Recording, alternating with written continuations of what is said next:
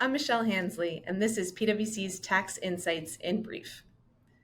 Beginning in 2026, Section 274.0 will disallow 100% of employer expenses for providing meals for the convenience of the employer and subsidized meals in company cafeterias.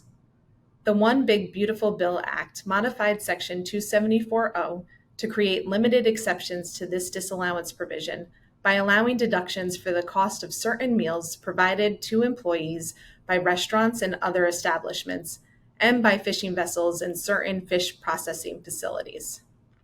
The Act clarifies that Section 274E remains available to companies, notwithstanding the broad disallowance under Section 274.0.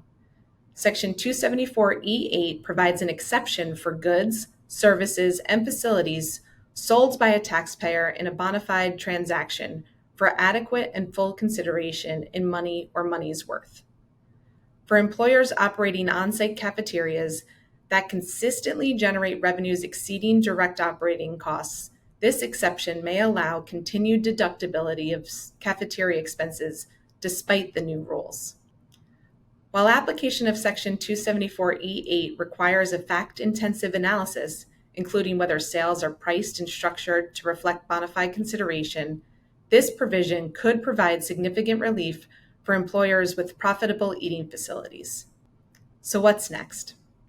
Due to a delayed effective date of January 1st, 2026, many companies may not have considered how TCJA changes made to Section 274.0 will affect their deductions associated with certain employer-provided meals or subsidized company cafeterias, whether operated directly by the employer or by a third party.